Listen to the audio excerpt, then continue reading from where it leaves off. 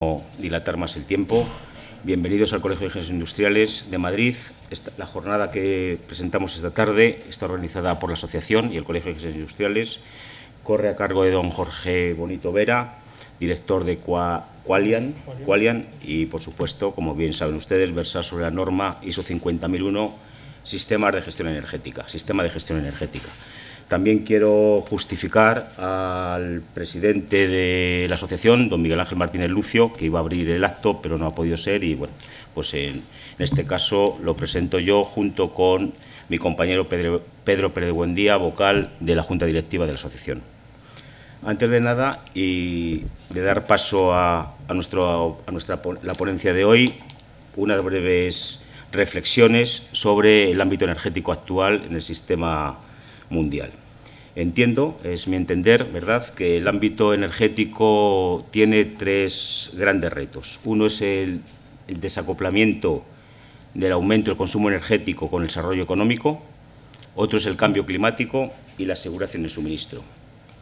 Una de las soluciones para una posible resolución de estos retos o desafíos pasa, a mi entender, el actuar sobre la demanda, la eficiencia y el ahorro energético.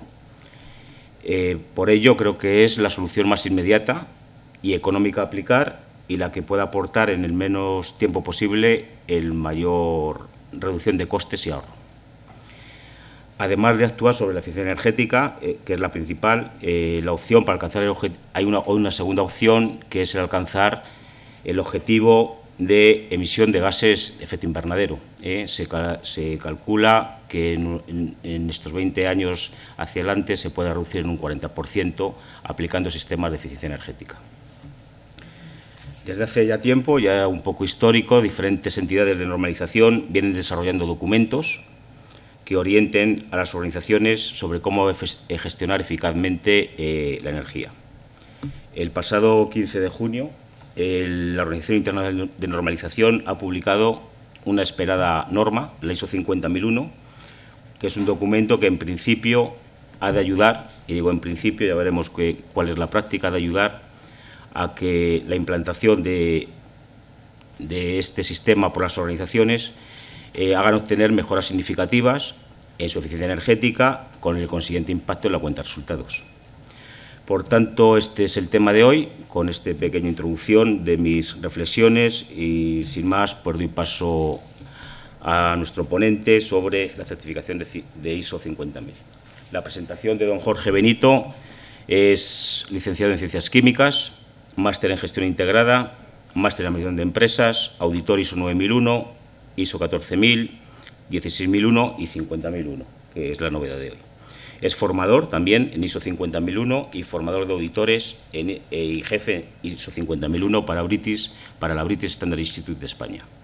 Nos va a acompañar al final de la jornada doña Silvia Ariza, que es gerente de formación de la BSI. Y yo creo, sin más preámbulos, para que nos dé tiempo la tarde y sea provechosa, cedo la palabra a mi compañero Pedro Pérez de Buendía para que haga ya la introducción a la jornada. Muchas gracias, que tengan buena tarde y, como siempre, recordarles que al final de la jornada podrán pasar por nuestro bar y tomar un refresco. Muchas gracias. No, visto el tema, quería simplemente pedir disculpas en nombre de Miguel Ángel Martínez Lucio por aquello de las incompatibilidades que tenemos muchas veces de tener que estar en varios sitios, y esto ya con José Carlos hemos podido digamos, enfocar por dónde va a ir la conferencia, y visto que va de un tema bastante largo, paso directamente la palabra para Jorge Benito. Adelante.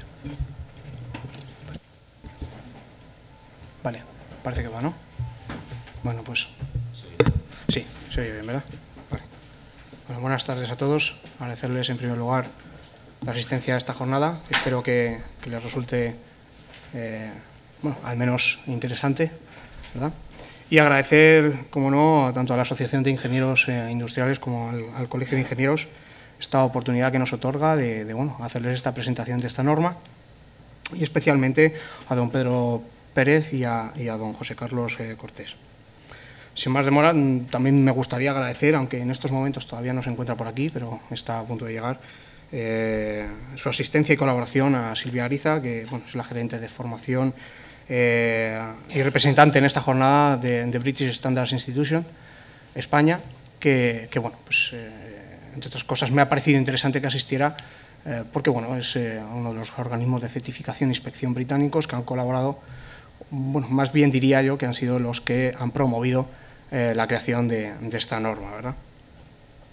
Dicho esto, y antes de iniciar, indicarles que la presentación está estructurada en dos bloques, fundamentalmente. Por un lado, primero, vamos a ver cuál es la situación actual, ¿verdad?, y la coyuntura con respecto a la energía, a fin de entender cuál ha sido la necesidad urgente de la publicación de esta norma. Necesidad urgente, y digo esto porque, bueno, empezando porque la norma ha sido publicada este verano, allá por el 15 de junio, pero sobre todo hacerles reflexionar acerca de que normalmente una norma ISO, desde el inicio de su elaboración hasta su publicación, pues se lleva en torno a los 5, 6, 7 años de media, ¿verdad? Y esta norma ha sido elaborada y publicada en 2 años, ¿verdad? Entonces, vamos a ver qué circunstancias son las que han llevado a esta, digamos, urgentísima, ¿no?, puesta en marcha bueno, y publicación de una herramienta que permita a las organizaciones gestionar la energía, ¿verdad? ISO 50001, a diferencia de otras normas similares, ya sean ISO 9000, 14000, OSAS 18000, etcétera, ha surgido en un momento económico, financiero bastante delicado, como todos sabemos, ¿verdad? No hace falta que nos lo recordemos, ya nos lo recuerdan todos los días, con además fuertes tensiones a nivel internacional con la energía como causa principal, ¿verdad? Es decir, está siendo a día de hoy conflictos bélicos, la mayoría de los conflictos bélicos que se están dando en el mundo, el motivo es decir, la causa energética es una de las causas primordiales, ¿no?, principales. Por otro lado, la globalización, con una agresiva naturaleza de competitividad empresarial, viene exigiendo a los mercados, sobre todo a los mercados europeos, bueno, pues como sería normal, por otra parte, un exhaustivo control de los costes, ¿no? Pero además los efectos de calentamiento global, ¿verdad?, en los que, con independencia de su origen antropogénico o no, eso ya sería entrar en discusiones filosóficas y etcétera, etcétera, en los que es evidente la influencia de los gases de efecto invernadero y derivados del consumo de combustibles, del consumo de combustibles fósiles, ¿no? Lo cual está obligando y comprometiendo, a través de Kioto y otros tratados, como ustedes supongo que ya sabrán, a la reducción de dichas emisiones, con la consiguiente consecuencia en las restricciones del uso energético, ¿verdad? Además, haremos un pequeño análisis de cuál es la especial situación de España como país importador de energía y, por tanto, bueno, pues un gran dependiente de los recursos energéticos, ¿verdad? Así como la aptitud de nuestras empresas y de la sociedad en general con respecto a la eficiencia energética y su influencia en la competitividad de las empresas. Eso por un lado. Y en un segundo bloque, ya habiendo analizado esto, daremos paso a lo que es la norma ISO 50001 propiamente dicha, y veremos cómo lo que acabamos de mencionar afecta e influye en su estructura y aplicación en las organizaciones, ¿verdad?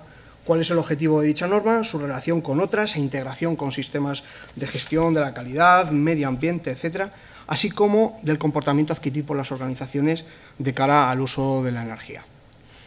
Pero antes de dar paso a la visualización de las diapositivas, que lo haremos en breve, quisiera lanzar una cuestión que nos permita reflexionar acerca de lo que vamos a ver y cuya respuesta puede resumir de un modo gráfico el objetivo no solo de la norma ISO 50001, sino de las políticas que a nivel global se están llevando a cabo y de las cuales ISO 50001 se va a convertir indudablemente en una herramienta indispensable de gestión.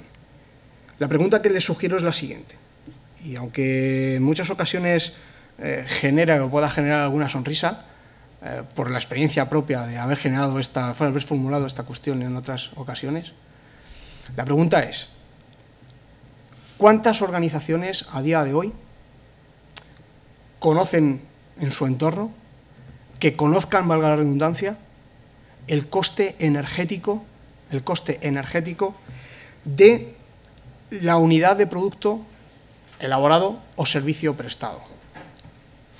O sea, esa pregunta, que a simple vista podría ser sencilla de responder, seguramente que si tienen la ocasión de sentarse junto con algún gerente de alguna organización, se va a encontrar con el compromiso de dar respuesta a esa pregunta, ¿verdad? Es decir, el coste energético real de una unidad de producto o de un servicio prestado a día de hoy, muy pocas organizaciones lo conocen. Ahora bien, si damos, en función a la respuesta que podamos dar a esta pregunta, les sugiero otra, ¿verdad? Otra en la que, bueno, pues ateniéndonos al concepto de calidad, yo provengo del mundo de la calidad, con lo cual voy a hacer a lo largo de toda la presentación bastantes referencias, porque no olvidemos tanto las semejanzas como las relaciones estrechas entre la calidad y lo que vamos a hablar en la jornada de hoy, ¿vale? Ateniéndonos al concepto, como les estaba comentando, de calidad, y permítanme hacer esta referencia, ¿no? La de Edward Deming, por ejemplo, gran filósofo de la calidad y uno de los padres de la calidad total, ¿no? En el que, bueno, venía a decir de un modo resumido que la calidad es el grado de cumplimiento de los requisitos establecidos por el cliente y cuya elaboración o servicio se deben de desarrollar al mínimo coste. Si nuestras empresas no conocen el coste energético de su unidad de producto o servicio prestado, reflexionemos si en términos generales nuestras empresas a día de hoy están siendo competitivas o no, ¿vale? Si trabajan con esos niveles de calidad o esas gestiones de calidad que se supone que muchas de ellas trabajan y que funcionan bien, por supuesto. La respuesta no es sencilla, por supuesto, de eso está claro, pero hay algo muy claro y evidente, y es que como consumidores, cuando adquirimos un producto, cuando adquirimos un producto, desconocemos si su coste, eso que nosotros pagamos por ello, lleva implícito el coste justo relativo a la energía necesaria para su elaboración o prestación del servicio que estamos solicitando, ¿vale? Entonces, de ese modo, probablemente la empresa esté perdiendo competitividad al no imputar debidamente esa cantidad, o nosotros estamos pagando un precio debidamente injusto cuando quizá el coste del producto no debería de ser el que se nos está planteando en el mercado, ¿vale? Entonces, con estas reflexiones que les lanzo, que son básicas y primordiales para entender qué es lo que está sucediendo un poco en el mundo de la energía, y sobre todo a nivel de gestión empresarial, ¿no? Vamos a dar paso digamos, a qué es lo que está ocurriendo, ¿verdad? En el último siglo, la utilización intensiva de la energía como factor de desarrollo y como instrumento de poderes geoestratégicos ha intensificado. Eso es evidente, ¿vale? El que tiene la energía tiene el grifo, y el que tiene el grifo cierra y corta y gana tanto como, de algún modo, si me lo permite, pretenda. Los equilibrios entre consumidores y productores de materias energéticas, ya sean países, sectores o empresas, han marcado la agenda internacional. En las últimas décadas, todos sabemos, la irrupción de la conciencia medioambiental, además, y sus implicaciones sobre el consumo de energía ha complicado aún más este panorama, ¿verdad? Las decisiones que se están tomando hoy en materia energética tendrán un profundo impacto en el medio ambiente, desde luego, en el crecimiento de la economía, en el desarrollo sostenible y en la seguridad global para las próximas décadas.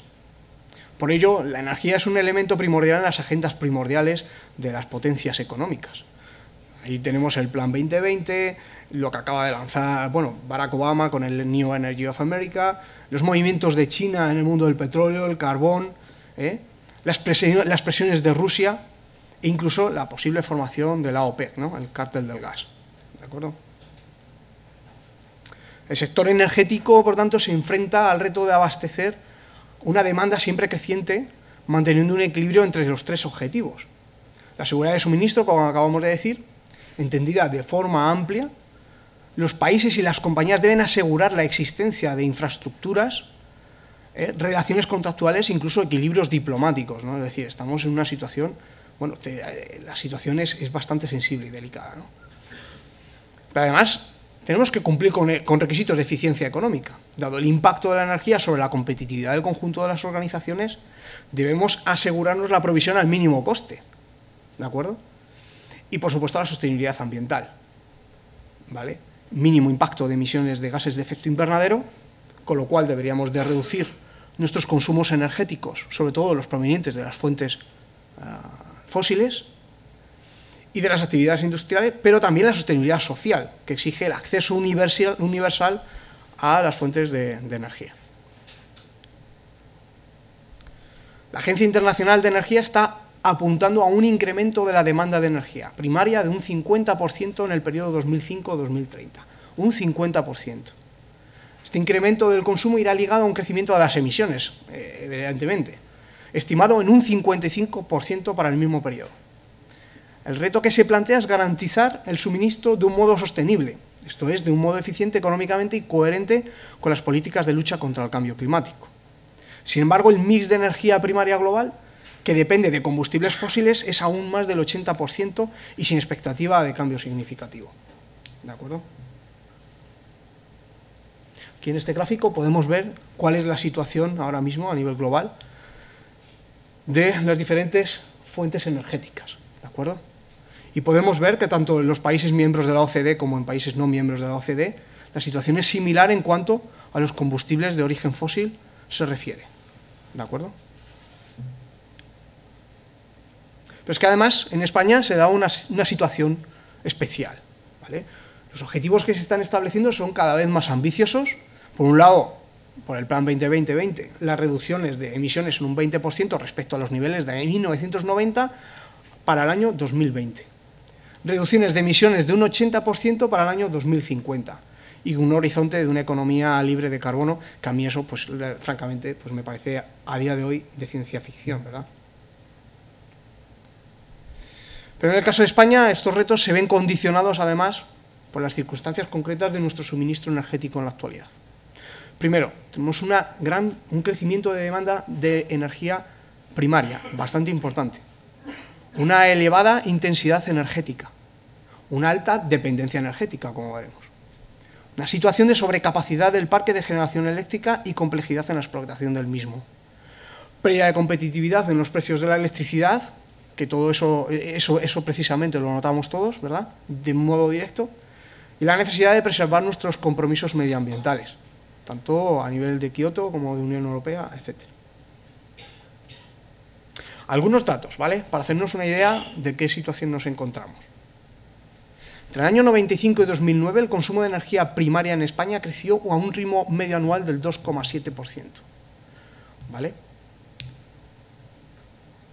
Como podemos ver en el gráfico con respecto a otros países y la media de la Unión Europea. La demanda peninsular de energía eléctrica finalizó el año 2010 con un 3,2% superior al 2009, ¿vale?, frente al descenso del 4,8% registrado en el año 2009. La demanda de energía eléctrica en el primer semestre de este año alcanzó los 20.855 gigavatios hora, lo que supone un incremento del 2% respecto a la de junio del año 2010. Es decir, fíjense la que está cayendo y a pesar de eso hemos tenido un incremento del 2%. Simultáneamente a la reducción de la intensidad en el consumo de energía primaria en toda Europa se está observando un proceso de electrificación, es decir, un incremento del peso de la electricidad en el consumo final de la energía. Esto supone en España, el proceso de electrificación ha significado un incremento de demanda del 77% en el periodo 95-2008. Y fíjense, concentrado en el sector doméstico y servicios. Por tanto, el incremento de demanda eléctrica ha sido superior al incremento del PIB, dando lugar, por supuesto, a un incremento a un aumento de la intensidad eléctrica. El primer punto, uno de los puntos muy importantes y una de las circunstancias que, bueno, muy particulares de España es su dependencia energética. O sea, fijaros lo que está sucediendo y, sin embargo, carecemos de materias primas energéticas, salvo carbón, que bueno, está en recesión, uranio y energías renovables, ¿no? El elevado consumo de fuentes de energía y la carencia de recursos propios de esta naturaleza sitúan a España como uno de los países más dependientes energéticamente de la Unión Europea, teniendo que importar el 80% de la energía primaria. Además, la evolución de esta dependencia bueno, pues no sugiere ninguna mejora para los próximos años, ¿verdad? Aquí podemos ver en estos gráficos la evolución del porcentaje de consumo de electricidad sobre el total de la final en el periodo 1996-2008 y la evolución de la intensidad en Europa, ¿vale? En cualquier caso, increciendo tanto en el porcentaje de consumo de electricidad, ¿verdad?, como en la intensidad eléctrica, en lo que a España se refiere. Por tanto, la vulnerabilidad de España en materia energética proviene de estar ligada a los avatares, indudablemente, a la dinámica de oferta y demanda del suministro energético a nivel global. Es decir, lo que les comentaba al principio, de que, bueno, pues evidentemente todas las tensiones a nivel político, diplomático que se están dando en el mundo con respecto al tema energético, pues evidentemente no va a quedar España ajena a ello, ¿verdad? Nuestros precios energéticos y la seguridad de suministro no son ajenos a los vaivenes y tensiones que se producen en el contexto energético internacional. Un ejemplo, si me lo permiten, el gas natural. El ligero descenso de la dependencia se produce a pesar, ha habido un ligero descenso de dependencia, se produce a pesar del repunte en abril de este año en las importaciones de gas argelino, que llegaron a equivaler al 35,07% del total, según el último informe de supervisión de los abastecimientos de gas de la Comisión Nacional de Energía. Qatar ha elevado en medio punto sus exportaciones de gas a España hasta equivaler al 13,16, mientras que Trinidad y Tobago desbanca a Egipto en tercera posición al elevar el 6,4.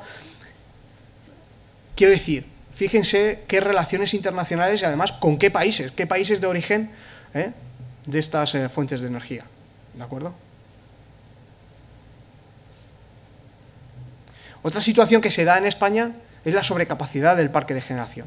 Este exceso de capacidad es el resultado esencialmente de la incorporación de aproximadamente 23.000 megavatios de ciclos combinados y de unos 24.000 megavatios de energías renovables en el periodo 2000-2010.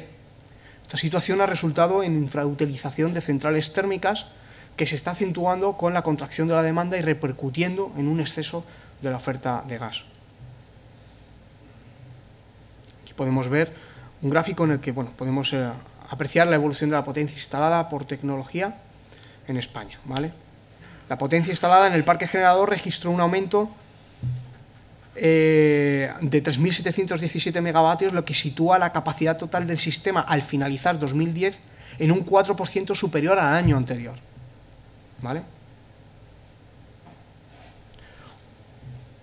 Otra característica es el precio de la electricidad, que bueno, eso indudablemente a todos nos va a afectar y nos afecta de modo directo, ¿verdad?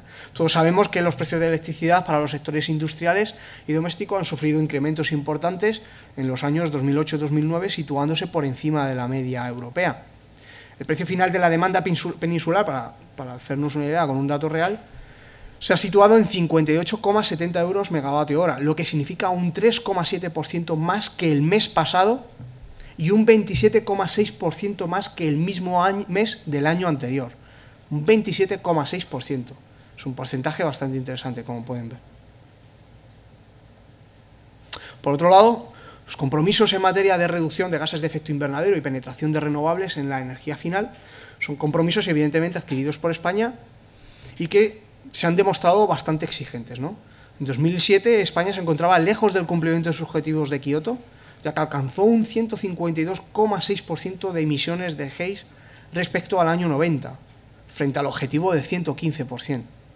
Durante el 2009 se redujeron las emisiones de CO2 alrededor de un 10%, pero pese a esa buena cifra, debidas en gran parte a la menor actividad industrial por la crisis económica, España todavía emitió en ese año alrededor de un 40% más de lo que emitía en el año 90, cuando el protocolo de Kioto autoriza únicamente emitir el 15% al finalizar el 2012. entiendo que nos vamos a ver un poco ahogados para llegar a esos objetivos. En este gráfico podemos ver las emisiones de los países europeos y bueno, podemos apreciar claramente cómo España se encuentra en una columna bastante destacable, ¿no?, con respecto al de otros países. La política europea además se articula actualmente en torno a 3 objetivos ambiciosos que deben ser alcanzados en el año 2020, que supongo que lo conocerán en el Plan 2020. Los ahorros del 20% de consumo de energía primaria, incrementar la cuota de energías renovables en un consumo final de hasta un 20% y la reducción de los gases de efecto invernadero en un 20% con respecto a los niveles del año 90. Que además podría haberse incrementado si se lograra un acuerdo post-Kioto, ya veremos a ver qué ocurre, con el fin de limitar el aumento de temperatura de la Tierra a 2 grados con respecto a los niveles preindustriales. Por tanto, la estrategia energética se desarrolla alrededor de 3 exigencias simultáneas: seguridad de suministro, sostenibilidad ambiental y eficiencia económica. Seguridad de suministro mediante la diversificación, reducción de la vulnerabilidad y mejora del autoabastecimiento. Aquí decir que España en ese sentido, concretamente la diversificación, bueno, pues sí que se encuentra en una posición interesante, es decir, todas sus fuentes, digamos, todos sus proveedores no son monopolistas en esa línea, sino que, bueno, tenemos, digamos, nuestras fuentes de energía provienen de diversos países, ¿verdad?, de diversos proveedores. Por otro lado, eficiencia económica, asegurar el mínimo coste para, de algún modo, garantizar la competitividad de la economía. Y la sostenibilidad ambiental, minimizando el impacto ambiental y teniendo en cuenta las condiciones sociales. Desde hoy hasta el año 2030, aquí es un dato bastante interesante, se va a producir un incremento de demanda muy significativo, como venimos viendo, ¿no?, en estas diapositivas, tanto en potencia punta como en consumo de energía. Fíjense, se deberán instalar entre 3.500 y 5.000 megavatios anuales en los próximos años, lo que supone una inversión de entre 4.000 y 8.000 millones de euros anuales, si las previsiones del PIB del Fondo Monetario Internacional son acertadas, que bueno, por otra parte, no sabemos, yo no soy bastante crítico al respecto, pero bueno, si fueran acertadas, de luego, imagínense las inversiones que anualmente se tienen que desarrollar para poder mantener la demanda energética en nuestro país. A primeros de este año, en la consultora, mi consultora, Qualiam Consultores, realizamos entre nuestros clientes, exactamente 70 de nuestros clientes, pertenecientes a diversos sectores de actividad, una encuesta, bueno, pues a la vista, la norma europea, la EN 16001, ya existía, ¿vale? Es la previa a ISO 50001 a nivel de Europa. Entonces dijimos, vamos a ver qué información podemos captar de nuestros clientes de cara a su predisposición a implantar un sistema de gestión, ¿no? Además, ya teníamos conocimiento que para el verano se publicaba ISO 50001, con lo cual, bueno, pues íbamos a ver de qué modo podía suscitar interés en que, sobre todo, nos dirigimos a clientes que evidentemente tenían implantado un sistema de gestión, sobre todo a aquellos que ya lo tuvieran implantado con ISO 14001, para ver cuál iba a ser su, bueno, captar sobre todo la idea, ¿no?, y datos e información de cuál iba a ser su predisposición y cuál es la realidad de estas empresas. Estas empresas son pymes, son pequeñas y medianas empresas, que son la mayoría de las empresas de nuestro tejido empresarial, ¿verdad? Y bueno, nos encontramos con las siguientes sorpresas. Solo en 17 empresas se están realizando acciones de ahorro energético, 17 de las 70 que encuestamos, lo que supone un 24% del total, es decir, bastante reducido, como pueden ver. Además, de las 70 empresas no tienen previsto hacerlo en el corto ni medio plazo 43, lo que supone un 61,4% del total. Es decir, más de la mitad de las empresas ni se lo plantean. Ni se lo plantean. Una observación es el miedo a hacer una inversión sin conocer cuáles van a ser las consecuencias. pero bueno, digamos que, y es a lo que achacamos principalmente que el resultado fuera tan elevado, ¿de acuerdo? Pero vamos a ver más datos. Menos de un 15% de los empleados de estas empresas tienen conocimientos de eficiencia energética. Es decir, las 70 empresas, para que se hagan una idea, representan un número de trabajadores de 862 empleados exactamente. Y menos del 15% de esos empleados, de ese número total de empleados, o sea, no tiene conocimiento en eficiencia energética, ¿vale?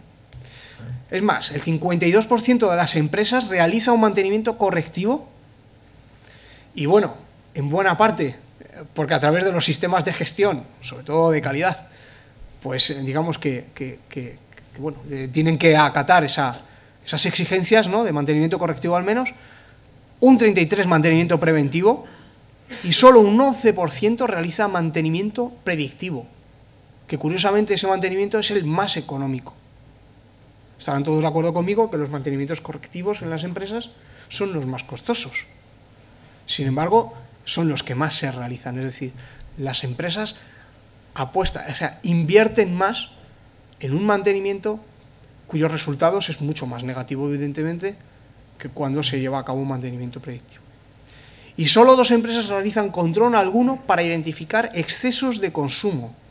Es decir, que el 97,2% no hacen absolutamente nada. Entonces, claro, con este panorama es cierto que el 70% es una cuota de mercado muy reducida. No sé hasta qué punto podríamos extrapolarlo al tejido empresarial español, pero da una idea, ¿de acuerdo? Da una idea de en qué situación nos encontramos a nivel de gestión empresarial, ¿verdad?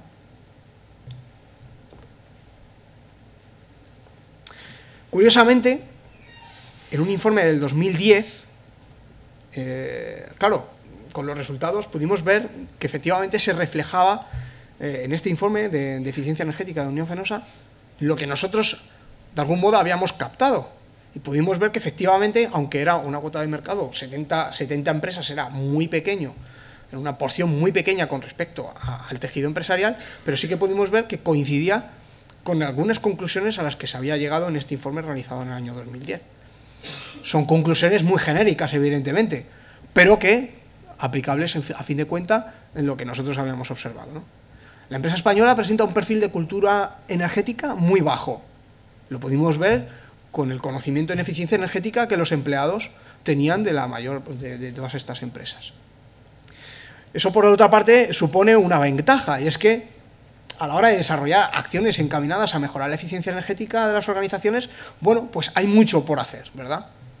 Con lo cual, podríamos lograr, pues eso, grandes cambios a día de hoy en nuestras organizaciones.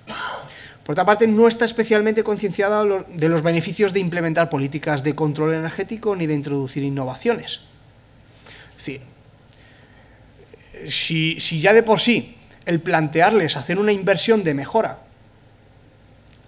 ya no solamente en cuanto a la tecnología, sino a asesoramiento en gestión, les suponía un esfuerzo muy grande, vamos, que ni se lo habían planteado, pues eso es un reflejo, ¿no? Es decir, ni me voy a plantear el introducir innovaciones que no sé dónde me van a llevar y a día de hoy no puedo afrontar ese tipo de inversiones, ¿de acuerdo?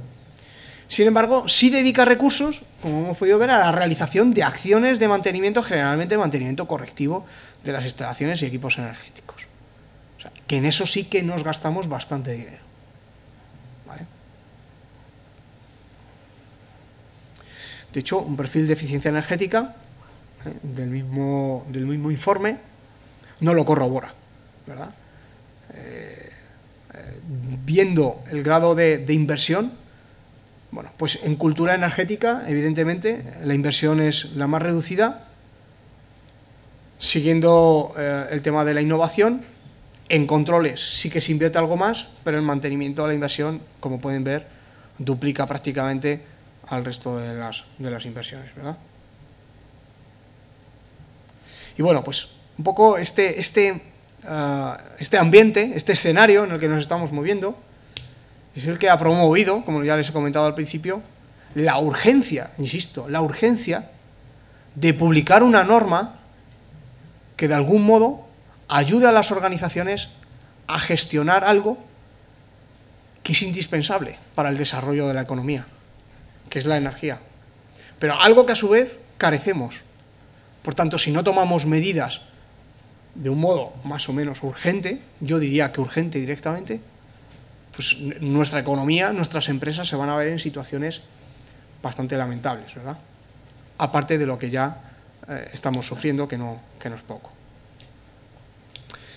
Si les parece, antes de seguir, porque a partir de este momento, en este bloque que viene a continuación, voy a entrar ya de lleno en lo que es la norma, ¿vale? Entonces, no sé, antes de que les invada más aún el aburrimiento, que espero que no sea así, si quieren que abordemos algún tipo de cuestión, pregunta al respecto de lo que hemos visto, estaré encantado de poderles responder, ¿de acuerdo? O algún comentario que quieran hacer al respecto, o incluso si entre ustedes hay alguna experiencia muy relacionado con lo que acabo de comentar y que, bueno, sirva de ejemplo real, ¿no?, para ver la situación en la que nos encontramos, ¿verdad? Si me permiten, voy a echar un poquito de agua.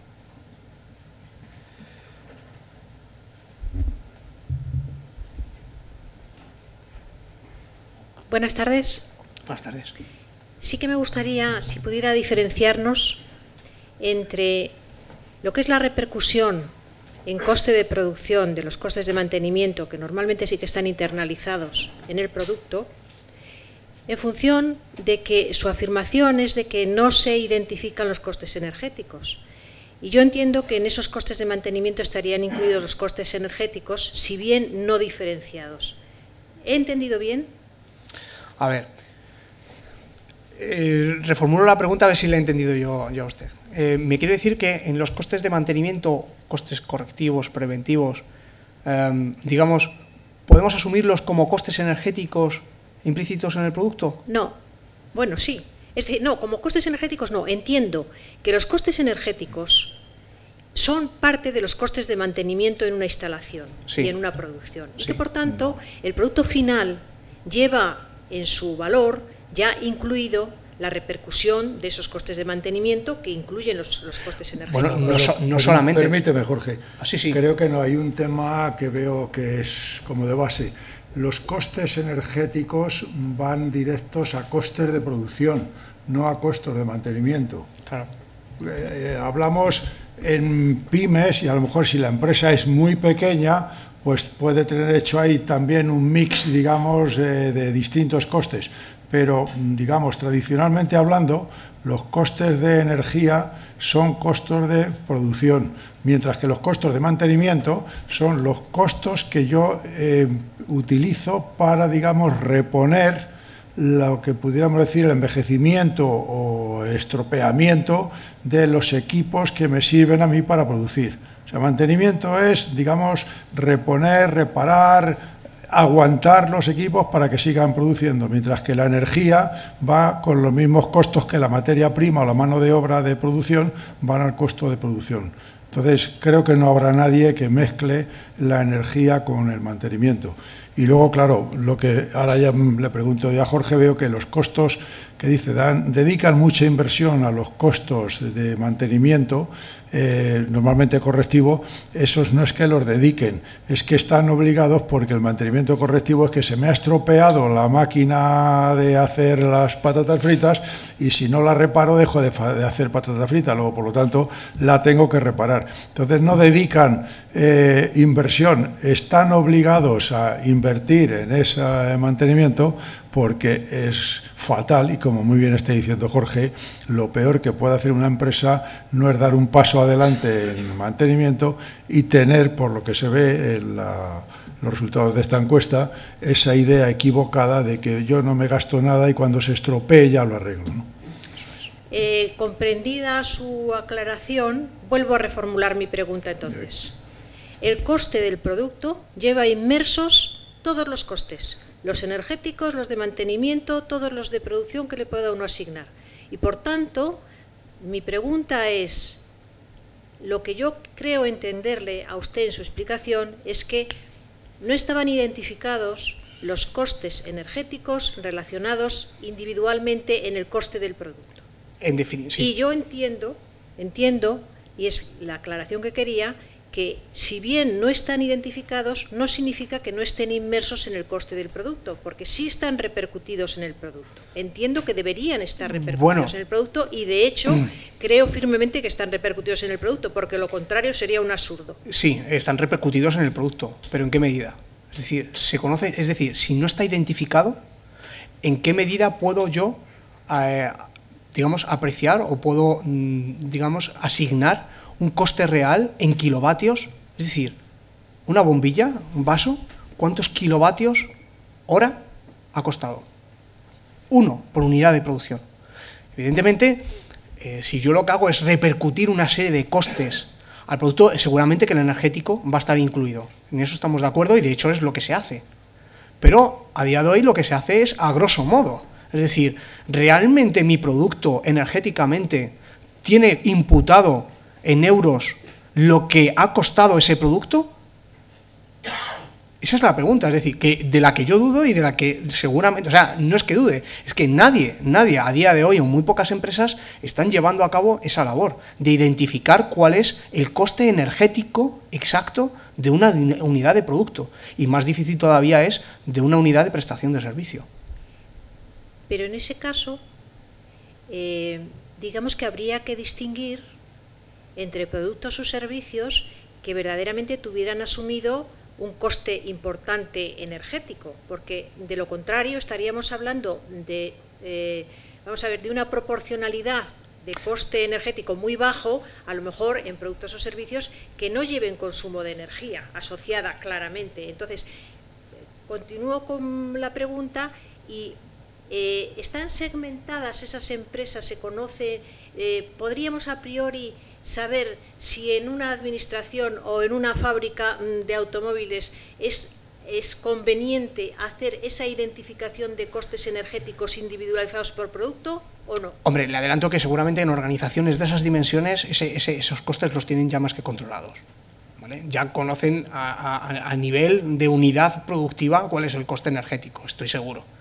Pasa que yo quería hacer yo me refería sobre todo al gran tejido empresarial español, a ese 97-98% de pymes, donde el conocimiento en energía es muy bajo, como para hablar encima, añadir que vamos a estudiar cuánto energéticamente cuesta elaborar un producto o prestar un servicio, ¿vale? Pero vamos a andarnos, es decir, llegará un momento en el que, bueno, a día de hoy ya se está poniendo en muchos sectores, pues por ejemplo, el tema de la huella de carbono, conocer cuántas toneladas de CO2 equivalente ha costado la elaboración de ese producto, ¿no? Pues ¿por qué no? ¿Cuántos kilovatios ha costado elaborar ese producto? O sea, es decir, que sí que efectivamente debemos llegar a conocer por unidad de producción o por unidad de servicio prestado cuál es el coste energético que tiene, ¿no? Y eso, por supuesto, pasado a euros, saber cuánto está siendo repercutido a esa elaboración de producto y saber si realmente estamos siendo competitivos o no. Porque a día de hoy hacemos un imputado de costes, pero que en muchos casos no están identificados y que lo que no está identificado se desconoce, ¿verdad? No sé, Pedro, si querías hacer... Sí, no, yo lo que creo es que ya, para no llevarnos mucho tiempo, pasamos ya directamente y nos aclaras la ISO 50001, que es lo que nos ha traído aquí, y estamos muy nerviosos. Efectivamente. Bueno, gracias, Pedro. Indudablemente, bueno, pues todo lo que estamos viendo requiere de una ayuda, ¿no? ISO 50001, evidentemente, bueno, pues es una herramienta de gestión, una norma que bueno, contempla todos estos hechos que estamos comentando para incorporarlos en la gestión global de la organización y, por tanto, hacer de la energía un parámetro más a controlar y medir dentro, repito, de la gestión global de una empresa, ¿de acuerdo?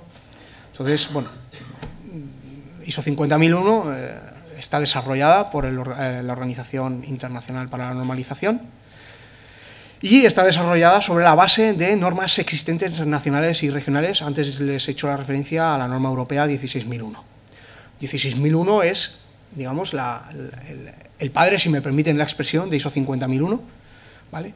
Solo que, digamos que es una norma mejorable y evidentemente el resultado de esa mejora ha sido ISO 50001. Se generaban bastante confusiones, sobre todo en terminología, con respecto a ISO 14001, lo cual ha llevado a que, bueno, pues para crear una diferenciación, sobre todo, repito, en conceptos y terminología, se ha tenido que llevar a cabo una norma, digamos, más estricta y más diferenciadora en ese sentido, ¿de acuerdo? Sobre todo de cara a lo que es la integración de normas, poder gestionar debidamente y poder diferenciar de qué estábamos hablando en cada momento. Eso por un lado. Por otro, han surgido conceptos nuevos que en la norma europea no aparecían y sobre todo algo muy interesante que sí que quisiera destacar y que, bueno, veremos a lo largo de la presentación. Las personas que ustedes, bueno, que entre ustedes se encuentren aquí y que quizá tengan alguna relación o estén, digamos, familiarizadas con el uso de las normas, implementaciones, etcétera, etcétera, bueno, pues hay una cuestión que es muy importante y que a los consultores nos gusta mucho, que es el tema de la documentación, ¿verdad? Todos sabemos que hay normas, ISO 9000, 14000, donde se exige, bueno, pues un número de procedimientos determinados que, bueno, vamos a ver todos a continuación. La norma europea 16001 dejaba muy abierto el ámbito de la documentación, ¿vale? Lo dejaba muy abierto. Es decir, se harán procedimientos cuando se necesite, es decir, no era explícito, no era muy, digamos, no indicaba con exactitud qué documentación o qué procedimientos deberíamos tener desarrollados en la organización. Sin embargo, ISO 50001 sí que aporta ese valor, ¿de acuerdo? Sí que deja claro qué procedimientos se van a tener que desarrollar, qué documentación se va a tener que desarrollar. Y como veremos también, no solamente a nivel documental, sino a nivel de requisitos, nos vamos a encontrar también con requisitos, por ejemplo, adquisición de energía o adquisición de materias primas, es decir, en definitiva, compras. En 16001 dejaba también muy abierto este término, este ámbito, en el que, bueno, pues, si bien teníamos que trabajar con criterios de eficiencia energética, ISO 50001, por ejemplo, ya no se conforma con criterios, es decir, los criterios los tenemos que tener, pero además vamos a tener que evaluar a los proveedores según los requisitos de eficiencia energética que establezcamos para la compra de nuestros productos, por ejemplo. Es decir, como vemos, en 16001 era el paso intermedio hasta llegar a la conclusión, que era la ISO 50001, era la prueba de cómo debía de funcionar en el mercado y, por tanto, ISO 50001 ha sido la conclusión, repito, de lo que en 16001 suponía de un modo, pues más bien débil, flojo, ¿no? Como una prueba de ensayo, a ver cómo va a funcionar esto, si es eficaz o no lo es, ¿de acuerdo? ISO está formado por 163 entidades de normalización nacionales a nivel mundial, más de 18.000 normas publicadas, proporcionan una contribución positiva ya que transmiten conocimiento e innovación, facilitan negocios, desarrolladas por expertos de todas las partes interesadas, administraciones públicas, fabricantes, consumidores, académicos, etcétera, etcétera, y, como no, significa un consenso global en relación al tema que desarrolla. Esto afecta a ISO 50001 como a cualquier otra ISO que nos podamos plantear, ¿de acuerdo? Los beneficios de una implantación, hombre, ¿qué les voy a contar, no? Es decir, ahora mismo los beneficios que les pueda decir, bueno, pues muy bien, ¿de acuerdo? Pero a medida que vayamos viendo el desarrollo de la norma, se irán convenciendo de que efectivamente es así, ¿verdad? Pero el objetivo, en definitiva, es una reducción de costes, aproximación estructurada para la identificación, medida y gestión del consumo de energía, evidentemente, reducción de emisiones, mejora del cumplimiento legal. Esto es otro de los requisitos que esta norma digamos, sugiere con respecto a 16001, por ejemplo, ya hace referencia a un control y gestión de los requisitos legales, muy similar a 14001, quien conozca la norma de medio ambiente.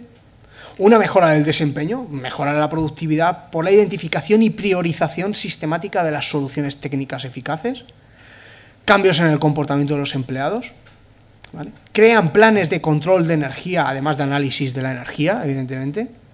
Una integración con sistemas de gestión ya existentes, es decir, que una empresa que tenga implantado un sistema de gestión de la calidad ambiental, pues incorporar un sistema de gestión energético va a ser un esfuerzo mínimo, esfuerzo evidentemente, pero va a ser mínimo.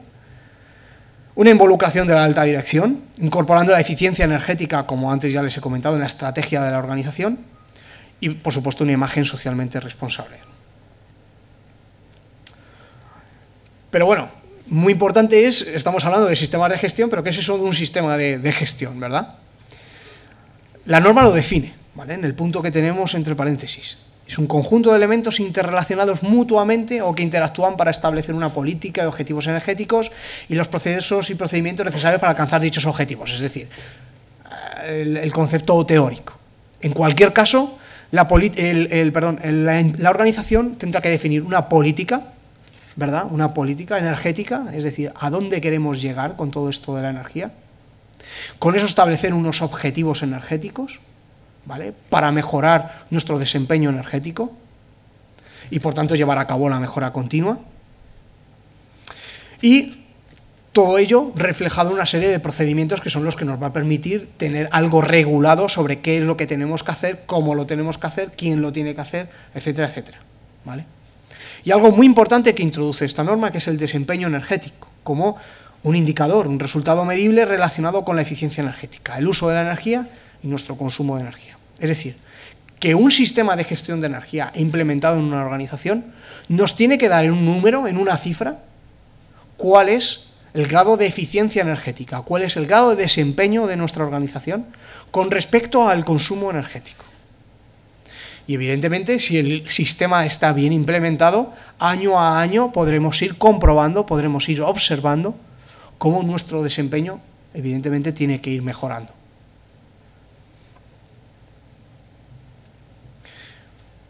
Por relacionarlo con una norma muy similar, que en este caso sería ISO 14001, vamos a ver algunas semejanzas, ¿de acuerdo? Para que se hagan una idea, sobre todo aquellas personas que ya hayan tenido un contacto o trabajen con esta norma. Evidentemente, un sistema de gestión ambiental está enfocado en la protección ambiental, prevención de la contaminación, gestión de los residuos, comportamiento ambiental. Y la ISO 50001, pues ni qué decir tiene, que está enfocado hacia la eficiencia energética, la gestión de la energía y el comportamiento energético, ¿verdad? Aquí podemos ver en esta gráfica, en esta diapositiva, aunque disculpen la cantidad de puntos y de flechas que se dirigen de un lado a otro, pero es para dejar un poco claro, ¿no?, cuál es la relación y la similitud entre una norma y la otra, y con qué sencillez relativa podríamos integrar un sistema de gestión ambiental en un sistema de gestión de la energía. Podemos ver cómo hay unos requisitos generales, pero sobre todo una política ambiental, del mismo modo que hay una política energética. ¿Esto qué significa? Que si integráramos los dos sistemas no tendríamos una doble documentación, sino que en una única política estableceríamos cuáles son nuestros criterios, nuestros requisitos o nuestros objetivos en materia de medio ambiente y de energía, ¿verdad? Pero en una documentación única. Lo mismo sucedería, pues, con todos los requisitos relativos a la planificación, a los aspectos ambientales, a los requisitos legales, a la competencia, formación, toma de conciencia, a la comunicación, ¿verdad? Al tema de no conformidades, acciones correctivas, acciones preventivas, a la auditoría interna, a la revisión por la dirección. Conceptos que no sé en qué medida ustedes están familiarizados con ellos, pero que bueno, ahora repasaremos para que vean cómo ISO 50001 los ha adoptado. ISO 50001, y es la razón por la cual se integra también en cualquiera de los sistemas de gestión o de las normas ISO ya mencionadas, 9000, 14000, es que tiene una estructura basada en el ciclo de mejora continua o el ciclo de Deming, ciclo PDCA también conocido, ¿verdad? Entonces, bueno, pues eso nos permite que tanto la estructura de la norma, como veremos, siga el mismo ciclo, semejante, o bueno, igual, del mismo modo que lo hace la norma ISO 9000 o la norma ISO 14000, ¿no? De ahí su facilidad de integración e incluso su facilidad de interpretación una vez que la tenemos en la mano. Entonces, esta norma está basada en ya existente, como vengo diciendo, más específica, detallada y prescriptiva para un ámbito más reducido, que es el energético, ¿verdad? Sigue el modelo PDCA de una planificación con una política, unos objetivos, una operación donde se lleva a cabo la implementación del comportamiento energético, consideraciones de eficiencia energética en la compra de consumibles, bienes de equipo, etcétera, etcétera, y una mejora continua, en definitiva. Una comprobación, ¿verdad? Seguimiento, medición, auditorías y una verificación, una mejora continua de la eficiencia energética con las acciones correctivas, preventivas, a fin de cuentas, poder demostrar todos los requisitos que hemos preestablecido en la implementación de nuestro sistema. Y, por supuesto, como las normas anteriormente mencionadas, es certificable por un organismo, por una tercera parte. Vale. El ciclo se reduce, bueno, lo podemos representar en este diagrama de flujo. Este diagrama de flujo representa los puntos de la norma, ¿vale?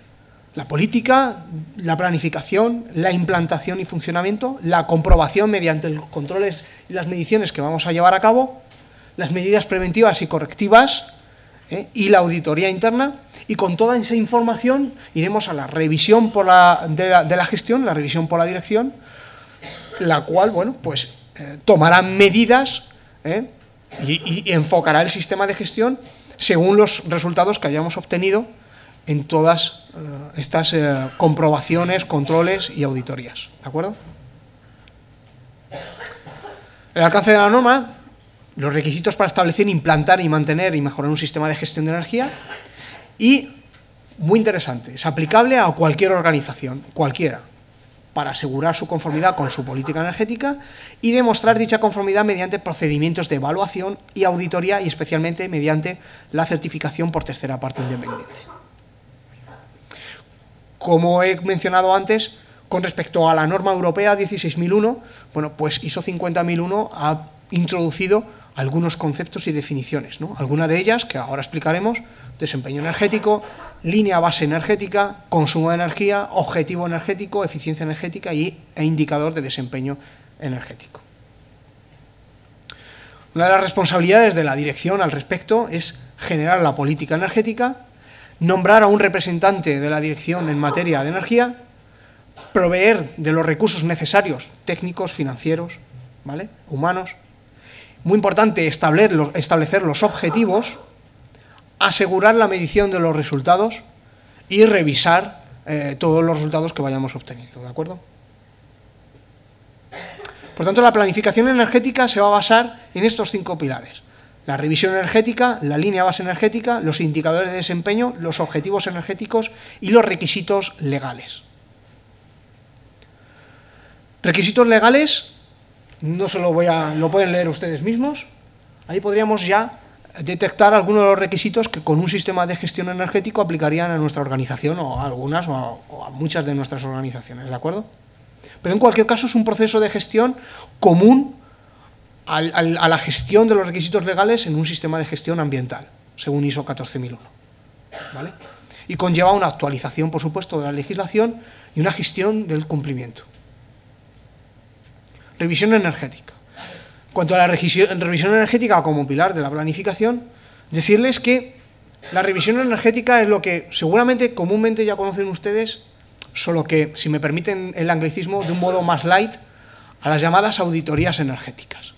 Estas auditorías que, bueno, pues hay consultoras que realizan, donde hacen un diagnóstico realmente de en qué situación energética se encuentra la organización. Bien, pues en definitiva la revisión energética que nos propone ISO 50001 es llevar a cabo una de esas auditorías energéticas. Es decir, ¿dónde nos encontramos? Análisis del uso, consumo de energía, fuentes de energía, evaluar los consumos pasados, actuales e incluso, ahí no lo pone, pero prever nuestros consumos futuros. Identificar las áreas de uso significativo de energía, identificar y priorizar las oportunidades de mejora de desempeño energético. ¿Vale? Otro concepto es la línea de base energética, que es una referencia cuantitativa que proporciona la base de comparación del desempeño energético. Los requisitos que es establecer la línea de base energética en la revisión que se efectúe, ¿de acuerdo? Es decir, cuál es nuestro consumo energético en un periodo definido en condiciones normales, y a partir de ese momento hacer referencia sobre esa línea energética definida. Los indicadores de desempeño energético, algo fundamental. En cualquier cuadro de mando, a partir de ahora, en una organización, es indispensable que en ese cuadro de mando aparezcan indicadores referidos a nuestros consumos energéticos y a nuestra eficiencia energética. Tenemos que identificar los indicadores de desempeño energético más apropiados, los consistentes con la línea base identificada en la revisión energética realizada, y revisar apropiadamente los resultados comparando con la línea base energética, ¿de acuerdo? Tenemos que establecer objetivos, metas y planes de acción, ¿vale?, coherentes con la política definida por la dirección, con la revisión energética, metas coherentes con los objetivos, planes de acción, responsabilidades, etcétera, etcétera.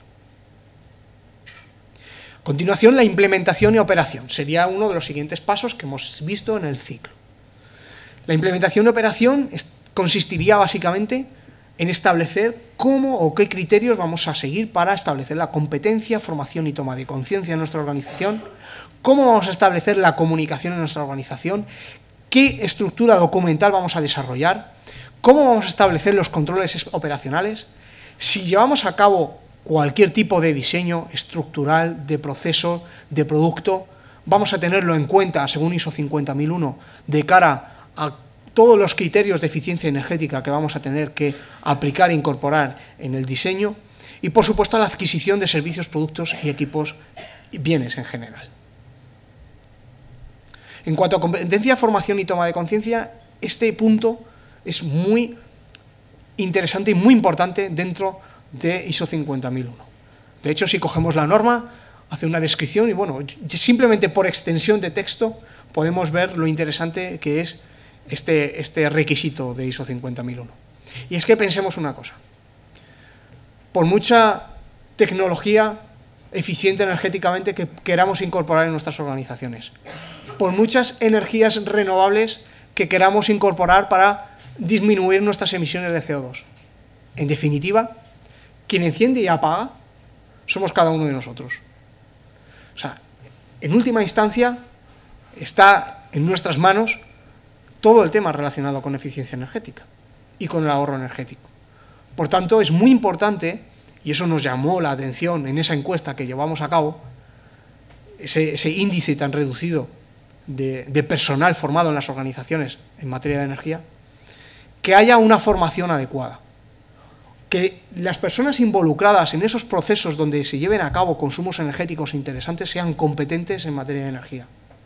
Y por supuesto que haya una toma de conciencia del personal, que el personal vea cuáles son los resultados que se obtienen de esos esfuerzos energéticos que estamos llevando a cabo, de los resultados que se obtienen, de esos cartelitos que nos encontramos por todas partes, ¿no?, de apague el ordenador, etcétera, etcétera, que bueno, pues son pequeñas indicaciones, pero que evidentemente si no tienen una repercusión en la gestión energética de la organización, y eso además, esa repercusión la conocemos, no tiene ningún sentido, ni va a funcionar correctamente un sistema de gestión de energía según esperásemos. La comunicación es otro de los aspectos importantes, ¿vale? La norma diferencia entre comunicación interna, externa. No me voy a extender demasiado en ello, porque quisiera que pudiéramos contar más tiempo, pero el tiempo con el que contamos es el que es. Documentación es otro requisito. Tenemos que definir la estructura documental, procedimientos, instrucciones técnicas, planes, es decir, cualquier persona, cualquiera de ustedes que esté familiarizado mínimamente con un sistema de gestión de la calidad o un sistema de gestión ambiental, no le voy a contar nada nuevo al respecto, ¿vale? Requisitos tradicionales de control de documentos, la revisión, aprobación, distribución, etcétera. Definir un control operacional, evidentemente, identificar y planificar aquellas operaciones y actividades de mantenimiento relacionadas con el uso significativo de la energía. Operaciones y actividades de mantenimiento deben realizarse bajo condiciones especificadas en procedimientos, instrucciones, etc. En cuanto al diseño, fíjense, no solamente nos vamos a referir a que nuestra organización lleva a cabo porque tenga un departamento de ingeniería donde diseñe el producto. No, no, es que cualquier modificación estructural de nuestras instalaciones o cualquier modificación de nuestro proceso productivo va a tener que llevar a cabo, o implícito, criterios de eficiencia energética, ¿vale? Y, por supuesto, evidenciar, registrar los resultados que se obtengan de ellos. Como ya comentaba, otra de los requisitos interesantes, ¿vale?, que incorpora ISO 50001 y que en esto, insisto, en la norma europea era bastante laxa, todo el tema de compras, adquisiciones de equipos, de servicios de energía, etcétera, etcétera, va a llevar consigo también implícito criterios de eficiencia energética. Los servicios de energía tendremos que buscar las mejores opciones de eficiencia energética. En cuanto a productos, tanto las compras como los proveedores serán evaluados sobre la base del desempeño energético. Los equipos buscaremos las mejores soluciones técnicas de equipamiento y maquinaria desde un punto de vista energético. Y en cuanto a energía, definiremos las especificaciones de adquisición de energía cuando sea posible, evidentemente. Y en cuanto a la verificación, bueno, pues la verificación, que sería uno de los últimos apartados del ciclo, tendríamos que llevar a cabo un seguimiento y medición y análisis de todo lo que estamos haciendo, evidentemente detectar las no conformidades que se producen en la organización, así como las acciones correctivas que llevamos a cabo o las acciones preventivas si no ha ocurrido todavía la no conformidad, la auditoría interna, el control de los registros como evidencias del cumplimiento de todo aquello que decimos que vamos a llevar a cabo y la evaluación de dicho cumplimiento. En la comprobación, un seguimiento, medición mediante la planificación, medición del consumo energético real, disponibilidad de datos fiables, una evaluación del cumplimiento mediante la evaluación periódica, por ejemplo, de los requisitos legales u otros compromisos de la organización, las no conformidades, control de los registros, la auditoría interna, para llevar a cabo todo ello a la revisión por la dirección. En la revisión por la dirección, los inputs van a ser los siguientes: los indicadores, ¿qué resultados hemos obtenido de esos indicadores? El desempeño frente a los objetivos, es decir, en qué medida nos hemos acercado o hemos cumplido con los objetivos que habíamos establecido en materia de energía. Los resultados de la auditoría y el desempeño energético proyectado para el próximo periodo, ¿vale? Y, por supuesto, las decisiones y acciones que se lleven a cabo serán el resultado de esa revisión. Los cambios en el desempeño, cambios en la política, modificación de nuestros indicadores, modificaciones en la planificación, operacionales y asignación de recursos si fuera necesario. Y, por último, llevar a cabo la auditoría. Seguramente que todos los que estamos aquí hemos llevado en algún momento, hemos sufrido las consecuencias de alguna auditoría, pero en cualquier caso, bueno, pues es un proceso sistemático, independiente y documentado para obtener pruebas y evaluarlo objetivamente a fin de determinar la medida en la cual el sistema de gestión de energía cumple con los criterios establecidos por la organización, ¿verdad? ¿Por qué se audita? Pues para fomentar precisamente la mejora continua del sistema de gestión como control y medida del sistema de gestión y como requisito que es de la norma ISO 50001. Beneficios de una auditoría, pues evidentemente verifica la conformidad de dichos requisitos, incrementa la concienciación y comprensión, proporciona una medida de eficiencia del sistema, reduce el riesgo de errores en el sistema de gestión, identifica oportunidades de mejora y lleva a una mejora continua si se lleva a cabo con regularidad. Los tipos de auditorías con los que nos podemos encontrar no me voy a extender en ello, pero auditorías de registro, de producto, de contrato del cliente, evaluación de fases de primera, de segunda, de tercera parte, y la auditoría de certificación ISO 50001, pues evidentemente sería una auditoría de reconocimiento de conformidad con una norma, con la norma ISO 50001, contribuye a la reducción de costes evitables en los proveedores, ayuda a la competitividad del mercado y podría reducir la necesidad de auditorías de segunda parte. Beneficios de la certificación, evidentemente mejora la reputación y la imagen de la marca y de la organización, mejora continua, ¿de acuerdo? Y diferenciación con respecto a los competidores. Sobre todo en estos momentos en los que ISO 50001 es tan reciente, ¿no?, y es tan novedoso.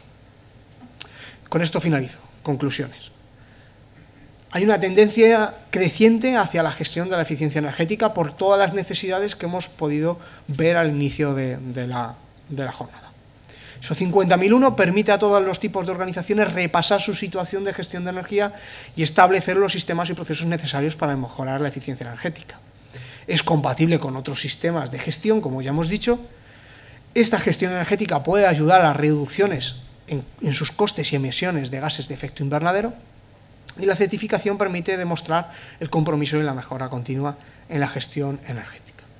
Ya con esto les agradezco la atención que me han dado y bueno, pues me gustaría que a partir de este momento Silvia Ariza, como ya les ha dicho Pedro, pues haga su intervención. Gracias, Silvia. Gracias, Jorge. Gracias.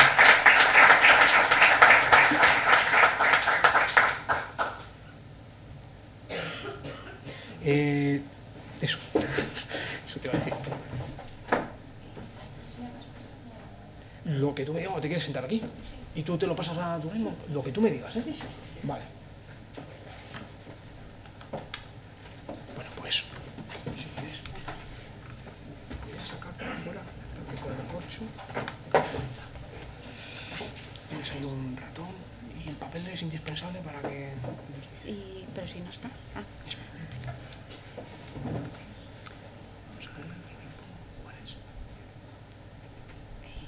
Pues no sé. ¿No hay identificado todavía? ¿No? No. Mira, no, esto es el F. Ahora, abrir. ¿Tú de cuál me dices? Presentación, a ver. Esta, PPT y eso. ¿Vale? Bueno, pues buenas tardes. Yo soy Silvia Ariza, llevo el área de formación en BSI, en British Standard Institution. Y bueno, pues a mí me toca la parte pues más aburrida, ¿no? Cuando estamos todos ya cansados. Pero bueno, pues yo vengo a contarles un poquito quiénes somos, qué hacemos y bueno, pues la parte relacionada con la formación en materia de eficiencia energética, que evidentemente está relacionada con la ISO 50000, que bueno, pues Jorge nos ha dado esta charla tan estupenda.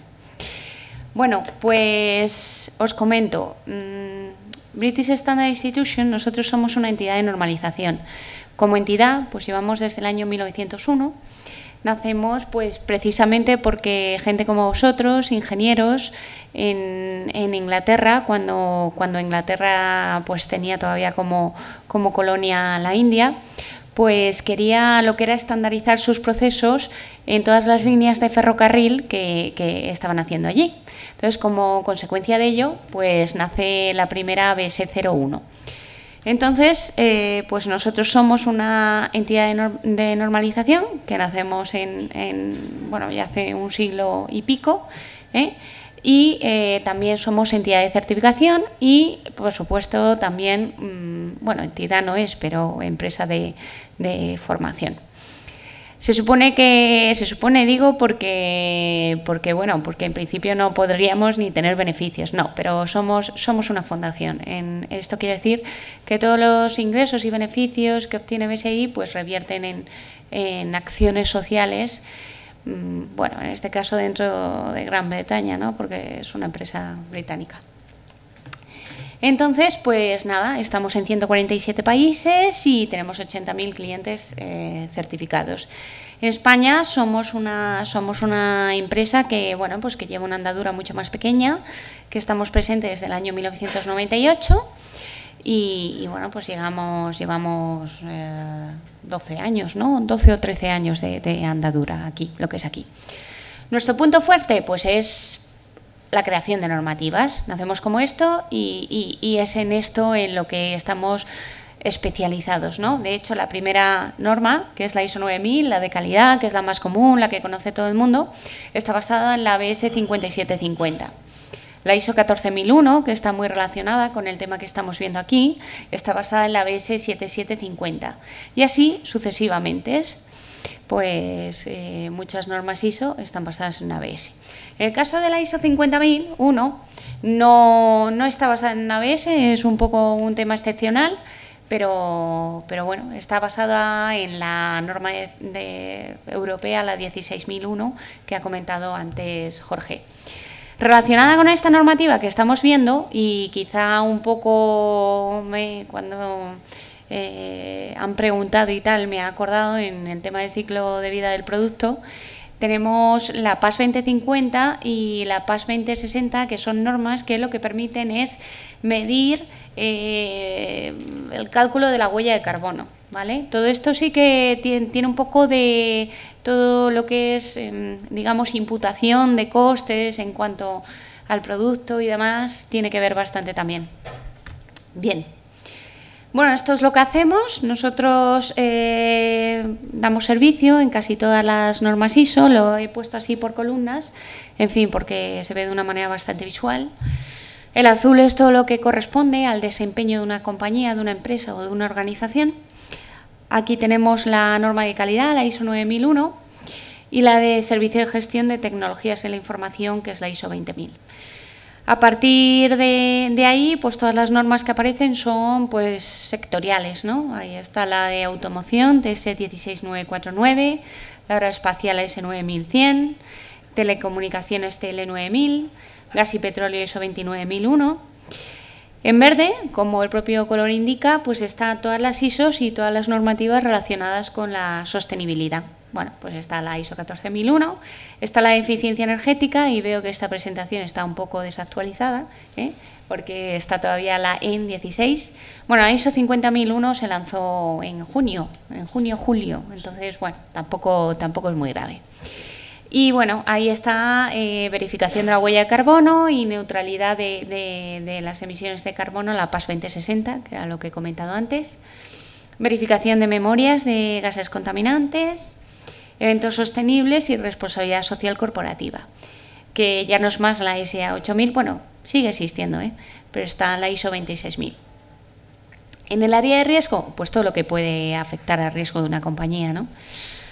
Ahí está seguridad laboral, OSHAS, que tiene mucho que ver con, bueno, las ISO son voluntarias, ¿no? Pero hay una parte detrás de una normativa que puede ser obligatoria, que está la Ley de Prevención de Riesgos Laborales. También está seguridad de la información, ISO 27000, tenemos continuidad de negocio, BS 25999, todo el tema de gestión de riesgo, que ya no es una BS más, es una ISO, la ISO 31000, seguridad alimentaria y productos médicos. Bien, paralelamente a esto tenemos la PAS 99, que es la que permite integrar pues la ISO 9000 con la ISO 14000, con la ISO 50000 y con la ISO 27000, por ejemplo. Y auditorías de segunda parte. Las auditorías de segunda parte, para que todos nos entendamos, son las auditorías a proveedores, ¿vale? Las auditorías de certificación se llaman auditorías de tercera parte. Bien, bueno, pues esto es lo que hacemos, menos consultoría, menos lo que hace Jorge, lo hacemos todo. Entonces, bueno, como entidad de normalización, pues evidentemente hacemos las normas y las comercializamos. Y bueno, pues aquí en la página web se pueden comprar. No es cierto, aquí lo han puesto que es en la página española, pero no, se vende en la británica, que hay una norma, hay una tienda que lo llaman BSI Shop, y ahí se pueden comprar. Viene en CD, en libro, en formato físico, etcétera. Tenemos jornadas como estas, pero digamos más técnicas y más amplia. Quiero decir, en vez de que una charla de 2 días, es una jornada de 1 día en el cual vamos comentando pues todos los lanzamientos de nuevas normas pues que van habiendo en el mercado, desde la ISO 50000 que acabamos de sacar, pues a otras normas que pueden estar relacionadas, ¿vale? Esta es la formación. Esto me lo voy a pasar porque más adelante lo vamos a ver un poquito más en detalle en relación con la ISO 50001. Un gap análisis. Bueno, creo que muchos de ustedes, además, si hacen temas de implantación, sabrán lo que es un gap análisis. Es un poco cuando uno está implantando un sistema de gestión, en mitad de la implantación se realiza una especie de auditoría, lo llamamos gap análisis, para ver un poco cómo se está enfocando el tema de implantación, si vamos por el camino, por el buen sendero o no vamos por el buen sendero. In situ online, bueno, evidentemente estas cosas lo suyo es hacerlo in situ. Online es solamente para la parte documental, ¿vale? Un software, bueno, tenemos cosas un poquito relacionadas con nuestro tema principal, que es la auditoría de sistemas de gestión. Bueno, esto es un software que ha comprado BSI, que se llama Entropy, que es bastante potente, por lo que me han comentado, yo no llevo este producto, y lo que permite es tener indicadores de riesgo y cumplimiento de los requisitos de la norma. En este caso sería pues de la ISO 50001. Bien, esto me lo voy a saltar. Básicamente, este es nuestro servicio principal. Estas son auditorías de sistemas de gestión de casi todas las normas ISO que hemos comentado y particularmente pues de la ISO 50001. De hecho, ya lo veremos más adelante, solamente hay un certificado en ISO 50000 que está certificado por BSI y bueno, pues actualmente en España, que es de la empresa CLECE. Bueno, nosotros, bueno, pues este certificado lo único que les puedo decir es que tiene un reconocimiento a nivel mundial, con lo cual, pues bueno, pues es interesante porque bueno, pues tiene una cobertura mundial. Y asimismo señalo la acreditación, que es ANAP, que es la de Estados Unidos. Nosotros hemos cogido esta, antes teníamos la inglesa. ¿Por qué? Bueno, pues porque como he dicho, pues cuando uno está en 147 países, pues cogemos la que mayor cobertura mundial tiene. Y esta es la que mayor cobertura tiene. Bueno, pues esto es lo que comentaba. Esta es una empresa británica, esto significa que tiene una amplia presencia pues, en países de habla anglosajona. Esto significa que somos número 1 en Inglaterra, en Estados Unidos y países de la Commonwealth. Pero, claro, ya vamos teniendo una amplia presencia en Latinoamérica y en Europa, pues poco a poco, porque aunque parezca increíble, es el último lugar donde esta empresa ha aterrizado, a pesar de la cercanía, ¿no? Quizá más por el tema cultural y demás. Bueno, pues nada, esto es un poquito lo que trabajamos. No hay que asustarse, porque nosotros trabajamos no solo con grandes compañías, sino con pymes. De hecho, BSI España aquí pues somos una empresa pequeña. Y en España, si solo trabajas con empresas grandes, pues realmente poco haríamos, ¿eh? 80% somos pymes, ¿no? Pues ya está. Entonces, bueno, pues esto os comento un poco lo que estamos haciendo por países del Fortune 500. Pues tenemos un 42% de las empresas que cotizan en esta bolsa, pues han utilizado en algún momento los servicios de BSI. En Inglaterra, pues al ser una empresa británica, nuestra presencia es mayor. Es un 75% de las empresas que cotizan en bolsa trabajan con nosotros. En algunos de los servicios, no significa que en todos. Y evidentemente no todo es de eficiencia energética, que más quisiera yo. Bueno, pues en Asia tenemos un 42% y en Japón un 47%, ¿vale? De las empresas que cotizan en bolsa. Aquí en España pues trabajamos con empresas grandes también y bueno, pues es una cosa bastante más modesta. Un 37% han hecho en algún momento certificación o formación con BSI, etc. Pero nosotros estamos muy orgullosos. Bueno, tenemos 2 oficinas, una en Madrid y otra en Barcelona. Cubrimos todo el territorio nacional, también Portugal y, bueno, pues ya Gibraltar y Andorra, ¿no? También. Bueno, pues esto es un poquito las ideas importantes. Nosotros somos y apostamos mucho por la creación de nueva normativa, un liderazgo muy importante a nivel internacional. Esto lo comprobaréis hoy y más adelante, si alguna vez hacéis cosas con nosotros, que nuestro contacto es muy personal. Es muy personal porque somos pequeños. Entonces, realmente podéis llamarnos cuando queráis. Si tenéis alguna duda, formación después de auditoría de un sistema de gestión, llamas al auditor 24 horas ahí. Hombre, cuando duerme el señor, pues no. Pero en otro momento, pues no hay ningún problema. En fin, y todo esto hace que la gente, pues bueno, esté contenta. Esto queda muy publicitario, pero no es porque quede publicitario, que también, sino porque nosotros mandamos un survey, lo que es una encuesta después de todas las auditorías del sistema de gestión y bueno, pues se pregunta si la gente está contenta, si le ha servido para algo la auditoría del sistema de gestión. Y en nuestro caso, en España, bueno, a nivel internacional, a nivel global es un 98%. Siempre hay alguien que, bueno, tal, pero es que en España es un 100%. Es un nivel muy elevado como para no comentarlo, ya que tenemos la oportunidad, nos han dado la oportunidad de comentaros quiénes somos, para no comentarlo. Bueno, pues esto es un poquito lo que os quería comentar de BSI, lo que hacemos en ISO 50000. Evidentemente, certificamos el sistema de gestión ISO 50000. De hecho, hemos sido los primeros en emitir una certificación bajo este referencial en España. y hemos sido los primeros en realizar cursos homologados en España también. Tenemos básicamente cuatro cursos, el primero es de requisitos de la ISO 50001, es un curso de un día que lo que permite es conocer los conceptos básicos de esta normativa, ¿vale? Tenemos un curso de implantación ISO 50000, es cómo realizar una implantación de un sistema de gestión de eficiencia energética. Es un curso de 2 días que básicamente nos cuenta un poco las herramientas, cómo realizar procedimientos, etcétera.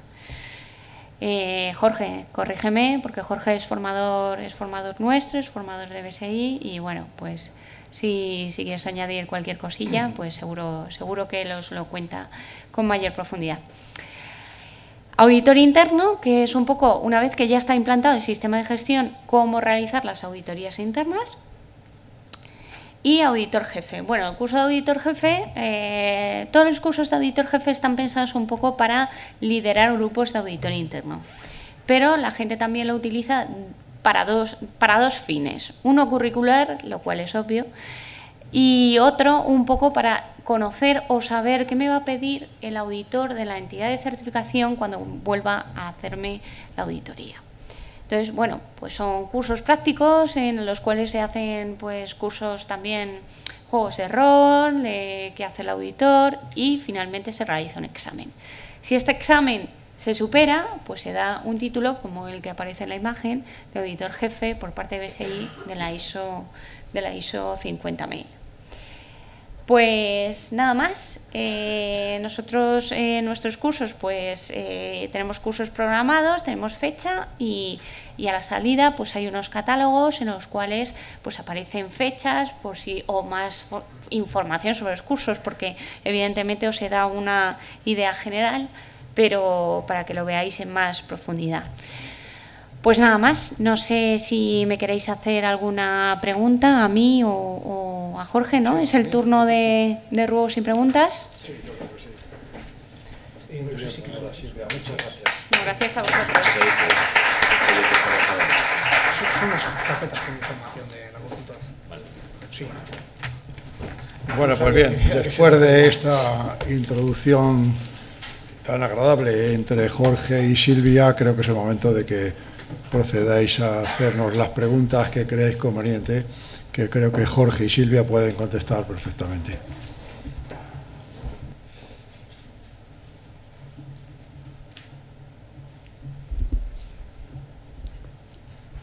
Buenas tardes, Pablo Izquierdo. Tengo una pregunta para Jorge. Has comentado que la planificación energética de la ISO 50001 requiere crear una línea base energética y unos indicadores de desempeño energéticos, que el año que viene tendríamos que revisar o cuando se vuelva a recertificar. Pero eso nos permite solamente compararnos con nosotros mismos. Entonces, ¿hay algún mecanismo o hay algo que permita comparar una empresa certificada con el ISO 50001 junto con las otras? Porque yo lo puedo hacer muy bien, muy mal un año, un poco mejor el siguiente, seguir estando certificado, seguir mostrando mi certificado, pero no ser muy competitivo. Claro, entiendo. ¿Está encendido? Sí, está encendido, ¿no? Sí. La norma contempla precisamente eso. O sea, hay uno de los puntos donde se trata precisamente el hecho de que, bueno, se tendrá en cuenta datos sectoriales. Pero ocurre, y se pueden imaginar que con lo reciente de estos temas, a día de hoy los datos sectoriales son muy escasos, por no decir nulos. Con lo cual son datos que tenemos que ir generando, ¿vale? Es decir, con la implantación de los sistemas y con los datos que cada una de las organizaciones vayamos aportando, pues de ese modo podremos ir generando esa base de datos interesante que es la que vamos a poder utilizar de referencia en un momento dado. Como bien dices, porque tenemos que saber si, vale, vamos mejorando nuestro desempeño energético, que eso es un dato ya de por sí importante, ¿vale? Pero claro, no tenemos ninguna referencia de saber si bueno, vale, lo estamos mejorando, pero ¿es esto realmente lo que se tiene que estar produciendo o no? O sea, pero evidentemente sí, la norma contempla ese aspecto. ¿Y se va a mantener en algún sitio? ¿Va a estar disponible? ¿Cómo va a ser? Porque esa información es muy claro, interesante. Es una información sectorial. Me imagino que las asociaciones empresariales, sectoriales, etcétera, etcétera, pues irán aportando ese tipo de información. Hasta ahora, y que yo sepa, ya vuelvo a repetir, esto es tan reciente que no se conoce. Es decir, ahí cada uno publicará y hará público, mejor dicho, la información y los datos que considere, y luego ya a partir de ahí pues analizar y estudiar. Pero me imagino que para que se dé esa situación tienen que pasar todavía unos cuantos años, ¿vale? Para poder tener referencias reales y verdaderas del desempeño energético de un sector, ¿vale?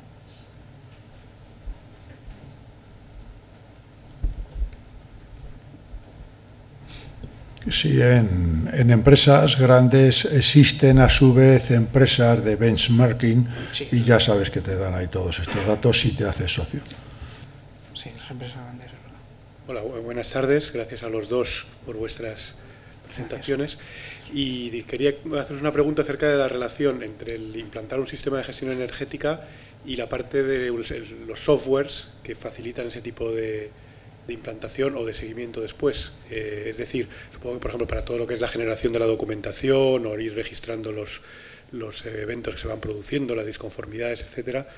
No sé si esto lo van incorporando paulatinamente los software de gestión tradicionales, desde SAP a Exasoftware a los pequeñitos, o si hay softwares que salen específicos para una norma de este tipo, si en el tema de, ya sé que las normas son normas propietarias, pero cómo el mundo del software libre interacciona con la aparición de normas internacionales, la relación entre la implantación y el dejar implantado un sistema de software que facilita que luego el seguimiento de esto a lo largo de los años.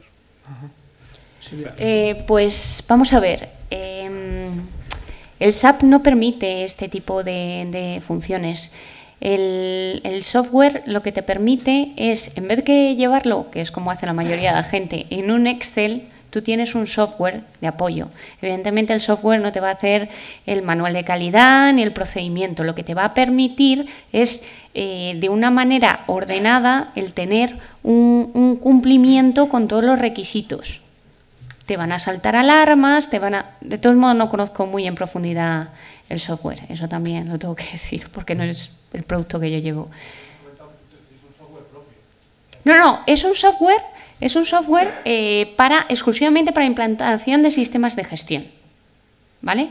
Puede servir para cualquier tipo de esquema, pero está pensado para apoyar sistemas de gestión, para cumplimiento de requisitos. No sé si te estoy ayudando mucho. Sí, la pregunta era hasta qué punto eso es una opción. Yo puedo implantar la ISO 50001 con ayuda de ese software o sin ese software, con mis Excel o con... A ver, sin ese software lo puedes hacer y te es más barato, ¿vale? Cosa que no debería decir. pero evidentemente con el software te va a ser mucho más sencillo y más controlado. O sea, es una ayuda, es un apoyo. No, tú puedes implantar perfectamente sin ningún tipo de software. Pero claro, la manera de hacerlo, pues evidentemente es mucho mejor. ¿Siempre es más fácil con software o depende del tamaño de mi organización? Si mi organización es muy... Siempre es más fácil con el software. Siempre. Ahora, claro, yo creo que cuando una organización es grande, el software es de mucho más apoyo que cuando es una pequeñita, a lo mejor tienes 3 cosas que controlar. Nada.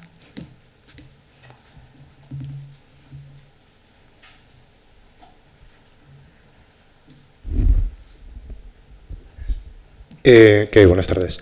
A ver, mi pregunta va un poco en la misma línea del software, pero a lo mejor con una matización. Es decir, mi pregunta es, ¿hasta qué punto la ISO exige o dirige hacia software que faciliten la captura de datos de consumo, es decir, de contadores de energía, y el tratamiento y análisis de esta información para facilitar sobre todo la interpretación de lo que está pasando, la interpretación o la obtención de determinados ratios energéticos que nos ayuden a ver lo que está pasando o a comparar nuestros consumos con la baseline que comentábamos antes?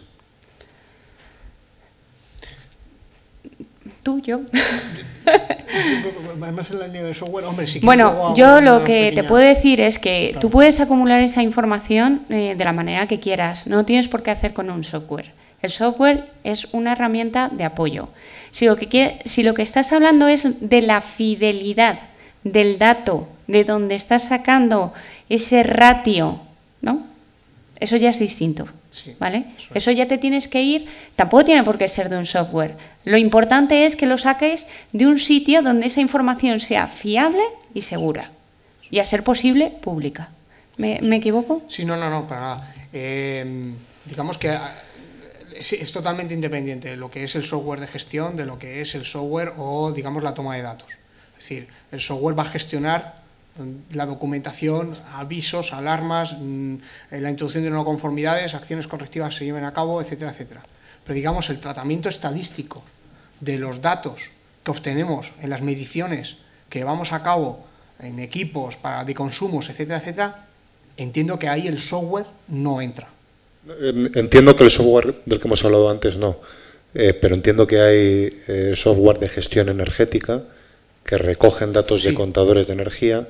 Entonces, la pregunta es hasta qué punto la ISO exige, dirige o recomienda ese tipo de software digamos, de captura de datos de consumo. Claro, ya no tanto indicadores de si estamos cumpliendo o no la ISO, sino de la parte de medida de consumos energéticos. Claro, exigir no va a exigir. Es decir, lo que sí que sí que contempla es que tenemos que contar con los medios suficientes para hacer una toma de datos fiable y necesaria para poder cumplir con nuestros objetivos de cara al sistema de gestión. No exige ninguna herramienta concreta, ni un software, ni nada. Es decir, en principio, incluso, es más, me atrevería a decir que con los datos que tomemos de nuestros contadores y nuestras facturas, en principio, para el inicio, es suficiente.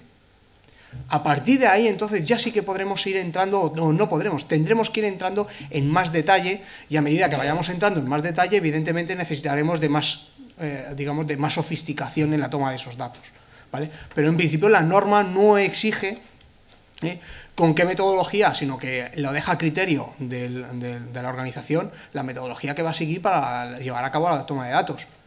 Evidentemente, dependiendo de las organizaciones, de la complejidad de las mismas, etcétera, etcétera, y de la cantidad de datos que tenga que analizar, pues utilizará software para ello o no utilizará nada. Eso ya depende, pero al respecto la norma no hace ninguna exigencia, no dice, no, pues es que hay que tener un software de control estadístico, etcétera, etcétera. No, en principio no exige nada de eso, ¿vale?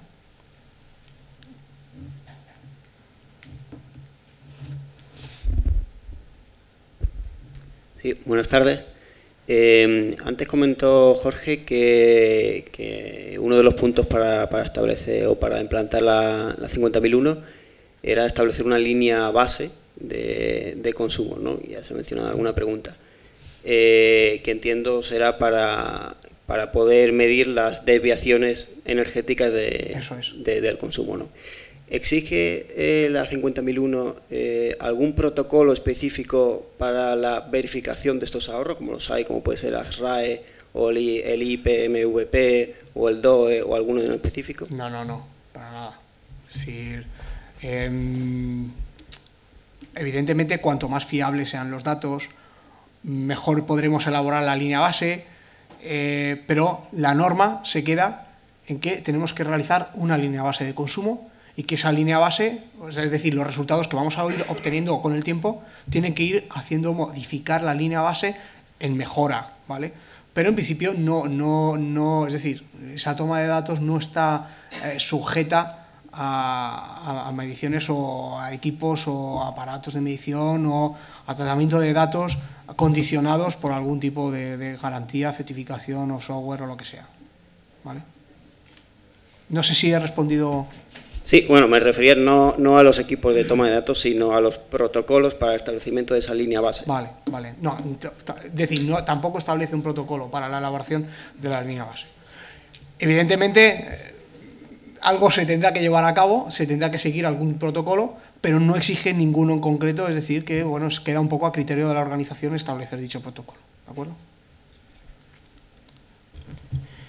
Mientras Manuel le da la palabra a otro señor que había pedido por aquí, yo quería preguntarte, Jorge, si nos podías plasmar un poco la experiencia en esta primera certificación que habéis hecho, dentro de la confidencialidad de la empresa, si nos podéis contar un poquito. Claro. Bueno, la primera certificación la ha hecho BSI, bueno, yo no la pregunta. Sí, no, acabo directamente.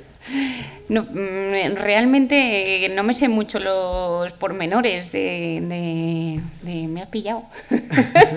No me sé mucho los pormenores de esta certificación.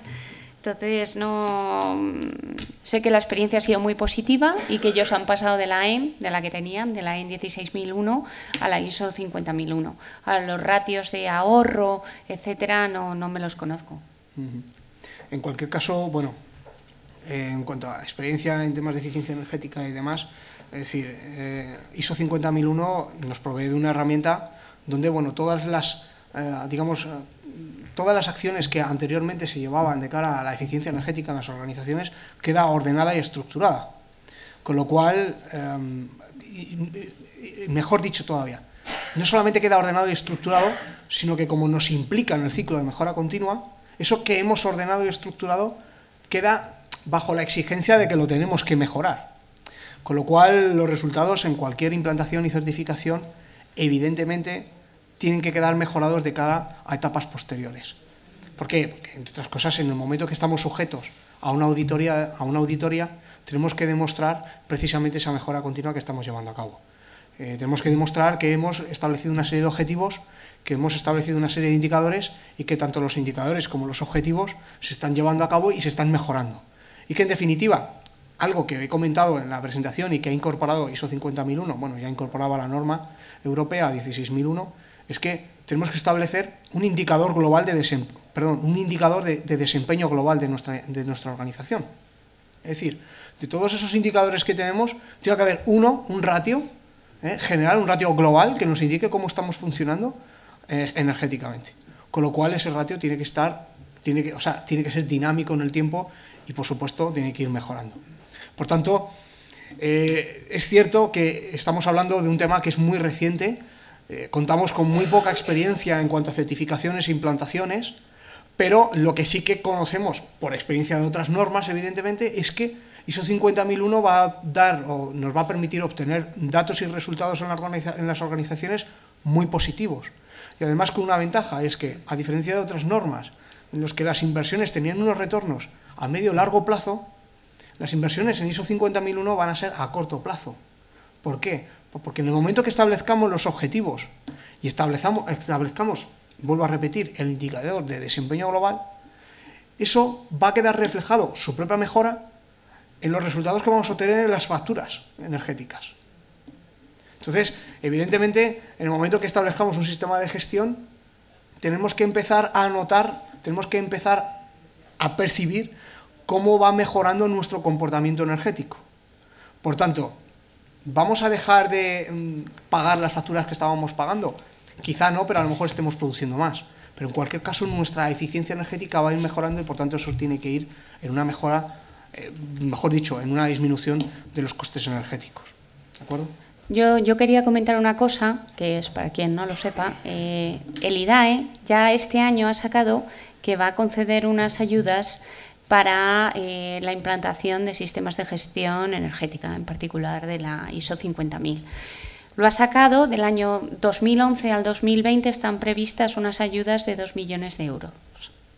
Claro, evidentemente luego aquí tiene que salir una ley en que, o no sé en qué forma saldrá, en qué regulación saldrá.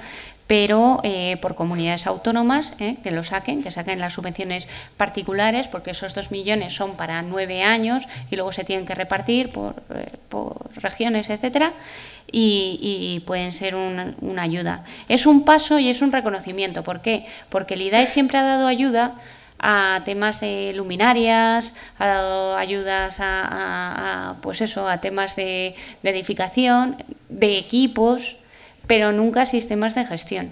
Claro, En definitiva, una luminaria te puede permitir pues, ahorrar pues, en el tema de iluminación. Pero claro, es mucho más interesante hacerlo de manera global y sobre todo cada año ir ahorrando un poco más. Entonces, está muy bien sustituir equipos y está muy bien que me den ayudas, pero al final si no tienes un sistema de gestión pues tampoco te vale mucho. Y luego en relación, yo le quería decir a ese señor que ha preguntado por el tema de la competitividad.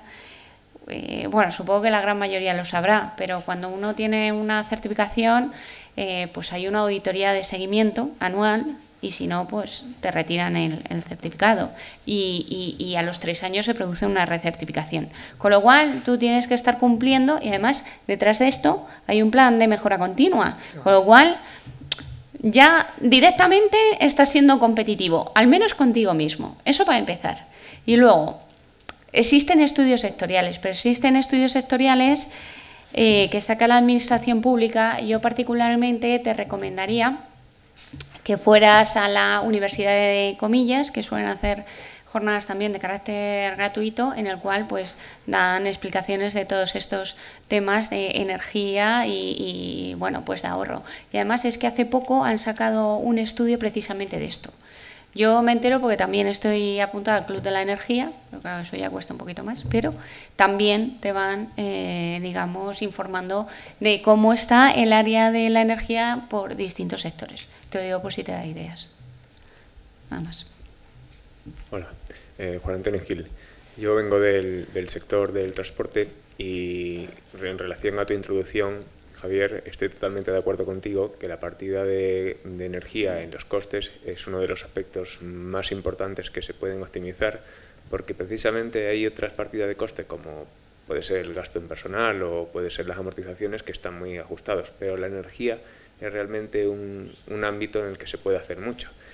Y es especialmente importante saber no solo cuánto se consume, que eso claramente se repercute a los costes, sino cómo se consume y dónde se consume. Efectivamente. ¿No?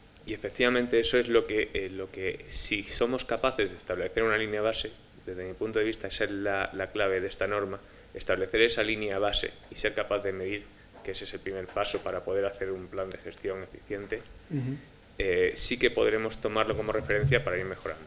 En este sentido, ya eso son reflexiones, quería hacer una pregunta sobre la norma. Leyéndola un poco por encima antes de venir aquí, he visto que considera la posibilidad de autocertificación, ¿no? Creo que esta norma permite autocertificarte o algo así. Y quería preguntarte cuál es la ventaja de esa alternativa respecto a la certificación a través de terceros y cómo lo ves tú en la práctica. Pues sí, mira, la autocertificación no es ni más ni menos que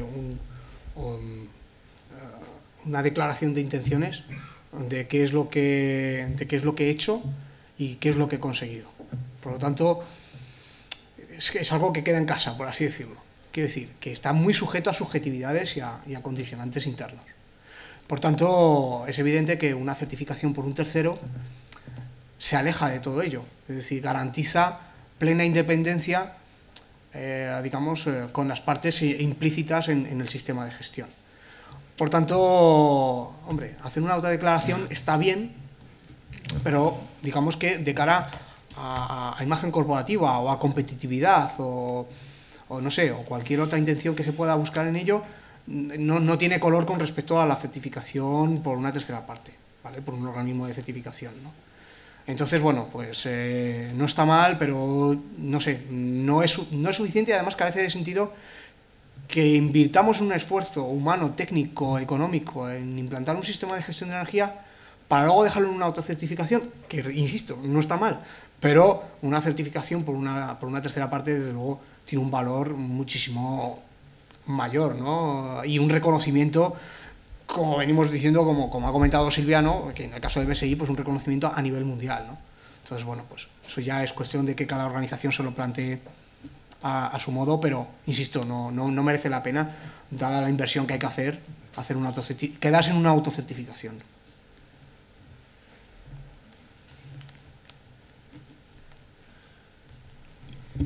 Bueno, pues perdón. Venga, última pregunta. Sí. Vamos a ver, es a Silvia la pregunta. ¿Se pide algún requisito de conocimiento previo para la realización del curso de auditor jefe? No, ya me lo han preguntado más veces, pero no es necesario. Porque los 2 primeros días se van a ver un poco lo que es la implantación y un poco los requisitos de la norma. Y luego ya en la siguiente ya se va a meter más uno en tema de auditoría. Entonces se va a ver la ISO 50000 conjuntamente probablemente con la 19011, que es más auditorías de sistema de gestión. Ya. De todas formas, yo que he sido auditor varios temas, me da cierto miedo que profesionales no preparados en el campo de la energía hagan auditorías de empresas. Entonces, ¿Cómo auditorías de empresas? Sí, muy fácil. Si vas a hacer una auditoría de algo, por ejemplo, de medio ambiente, sí. Si no tienes algo de conocimiento de esa capacidad, va a ser difícil que puedas en su profundidad analizar la empresa. Ya, pero es que para ser auditor se necesita bastante más que este curso. Pues por eso le digo, por eso le he dicho si pedían requisitos previos de conocimiento antes de hacer esto es para hacer el curso. Para ser auditor de una entidad certificada falta mucho más. Este es como el primer paso. Claro, para ser un auditor de una entidad certificada, aparte de, bueno, pues ser ingeniero, lo que corresponda en cada una de las normas, pues en muchas ocasiones se pide un posgraduado en calidad de medio ambiente, 40 auditorías de observación. No, es un proceso bastante... Es decir, que el que te aterrice un profesional sin preparación te puede hundir la auditoría perfectamente. Eso, y además BSI es de las más, yo no sé si por ser británica, yo pensaba que TÜV, que es la alemana, sería más, pero no, nosotros somos los más pesados. Y lamentablemente pues somos quizás los que más requisitos tenemos a la hora de cualificar un auditor. Vale, me deja más tranquilo. Bien, pues muchas gracias por vuestra asistencia, muchas gracias a Jorge y a Silvia.